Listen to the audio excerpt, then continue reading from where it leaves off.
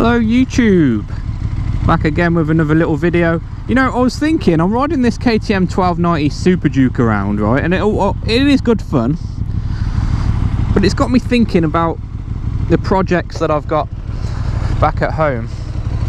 And I've got that little C100, which is only a 50cc, and the plan was, because I've got the paperwork for it, the plan was that when I get it up and running, I will register it and ride it. It's MOT exempt, it's tax exempt, so literally all I have to do is pay a couple of pence to insure it and I can ride it around.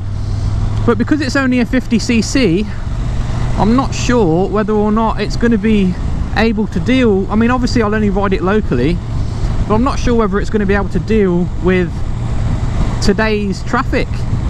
You know, what's a 50cc do? Probably 35 mile an hour, maybe.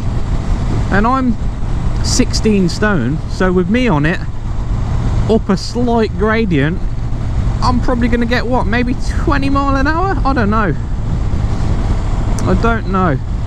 So it's got me thinking, should I just keep it as a classic and watch it go up in value, or should I actually ride it? You know, that's what bikes are for, aren't they? For riding. So I'm not sure.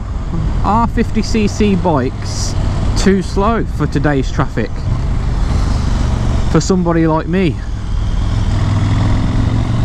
What's your opinion on it? Let me know. Alright, I'll see you in the next one.